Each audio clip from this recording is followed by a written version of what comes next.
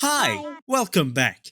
Are you tired of logging on to your favorite gacha game when a new banner is out and realizing you have zero gacha currency to your name, and so you have to spend your hard-earned money in a time where the economy is in an everlasting state of collapse? Well, I've got the perfect solution for you. So follow me to where we will meet where wins meet, the game where gacha live service and non-gacha live service games meet and create a perfect mix where some of the highest MMO production value and infinitely replayable content meet, resulting in an environment where communities meet. Jokes aside, gacha games these days have many micro issues that don't exactly make them bad games, but subtract from the experience of a live service game because of the gacha model itself, aside from obvious things like power creep and FOMO that are direct results of a gacha system that Where Winds Meet does not have, and substitutes with monetization focused on cosmetics instead, other micro issues like stamina and gacha-tied progress that result in very lackluster gameplay outside of that, especially gameplay like exploration, as well as lack of proper infinite replayability with endgame content. Because most content these days isn't actually infinite, you can probably think of a few games that have some of these micro issues like Genshin Impact and Wuthering Waves. Exploration in both of these games is incredibly similar, where the only real progress is the stamina you get from the oculi and caskets collected around the map,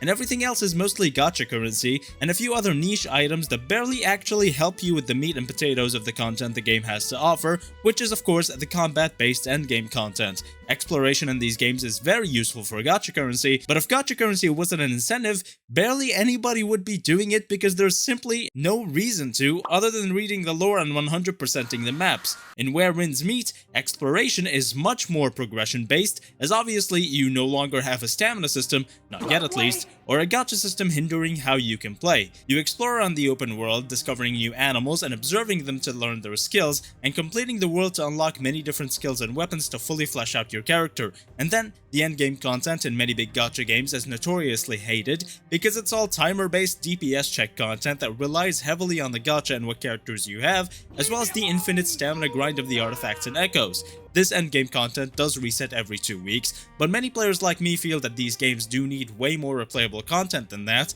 Meanwhile, Where Winds Meet has many different endgame modes, and while some of them do have a stamina system to play and collect rewards, others have zero stamina tied to them and are infinitely replayable. They even have a battle royale mode in their game, which is something that could never be done in any other gacha game, and is one of the most unique things I've ever seen in a fantasy live service game like this one.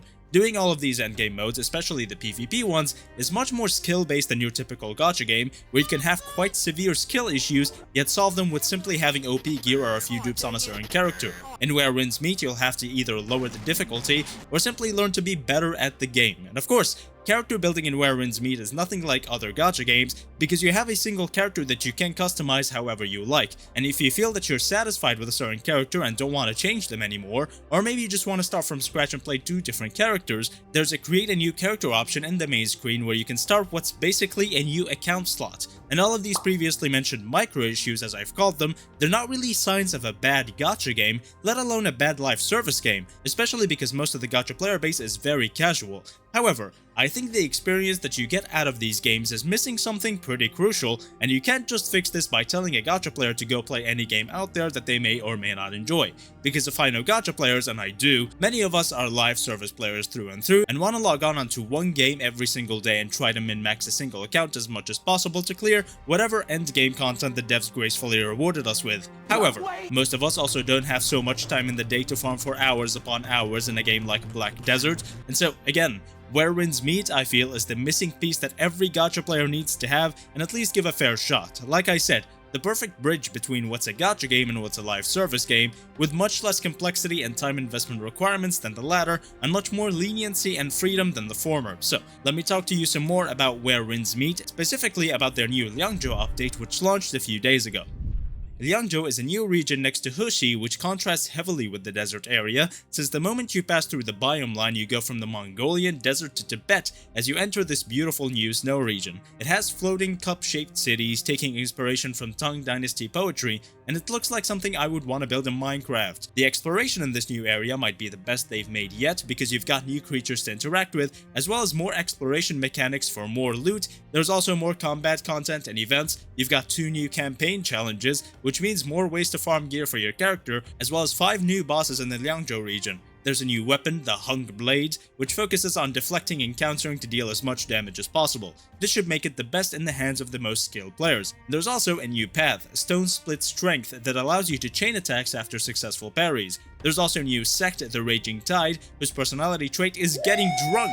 And as every new update, there's also new events, outfits, and a lot of free rewards. Now, the highlight of every good live service game update should be the story, and Where Winds Meet's new stories in version 1.5 are no different. You can see where the game takes fantastical inspiration and where it takes historical inspiration. Unlike games like Wuthering Waves and Genshin with fantasy themes, the overall theme of Where Winds Meet is much more historical, and it definitely shows in the story content of the game the most. The story of this game feels like you're watching a Chinese drama while playing an MMO, specifically with their two new story quests, Liangzhou Melody and Paper Moon. Both of these stories are much more deeply rooted in culture and history, and not your long-lost daughter or an orphanage mommy who calls herself daddy. They're much more grounded in reality, and like your traditional novel or short story, would teach you something like a moral. I want to dive a little deeper into Liangzhou Melody, but also skim over Paper Moon a bit because the drama in it is really enjoyable. It's about a woman who is being forced into an arranged marriage, but instead argued with her grandmother before running away and hiding at a shrine, acting like she has to copy scriptures to fix her situation now. All that gets interrupted by a weird guy with a lot of makeup on. He kinda slays it though, not gonna lie. The woman is in a terrible situation, but she's also a very dishonest and desperate person, so the story already has a lot of drama. Again, nothing like Genshin or Wuthering Waves, which makes it very unique. Anyway, let's go back to Liangzhou Melody, which also contains a lot of dishonesty and desperation. The story begins with Lian Daozi, the main character, hanging upside down from a tree after being attacked by bandits, as a mysterious girl who just emptied the contents of his purse and read the letter inside tries to save him.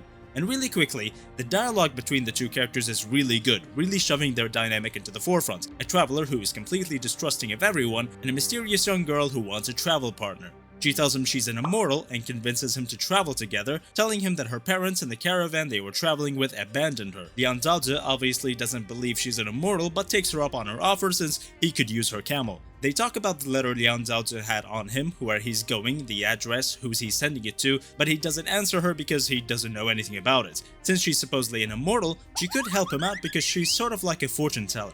He trades her a story for her divine prediction, one about a man who wanted to go home to Chang'an, meeting someone along the way, but that someone was dying, and he gave the man a seed to plant it somewhere he can always see home, which is the moon. The supposedly immortal girl thought for a while and told Lian Daozi that he needs to take his letter to Liangzhou, specifically the mirror tower at Liangzhou's gates, where during a full moon you can see wherever your home is, no matter who you are. But it turns out he told her a made-up story, and this ended up proving to himself that the girl was not an immortal and she was a liar.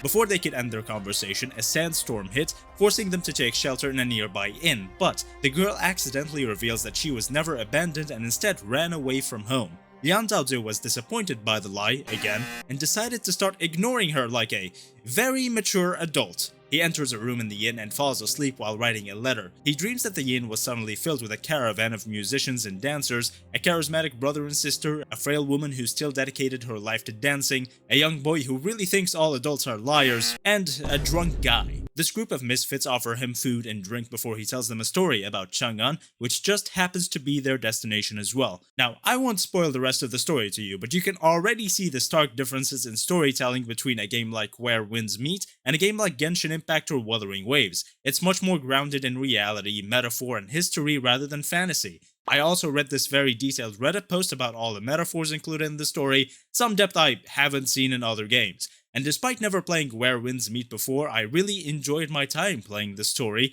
not only because of the great visuals, voice acting, and the fun atmosphere, but also because it's something I've never experienced before in a live service gacha game, and again, that's the entire point I want to drive home with this video. As much as this is a sponsored video, Where Winds Meet is a completely unique enough yet similar experience, and if you haven't already, you need to try it out. So, thank you so much for watching. Make sure to like, comment, and subscribe for more content like this in the future, and join the Express Train Discord server for a fun and lovely community to hang out with. Remember to use my links in the pinned comment and description to check out Where Winds Meet, and thank you again for watching, and I will see you next time.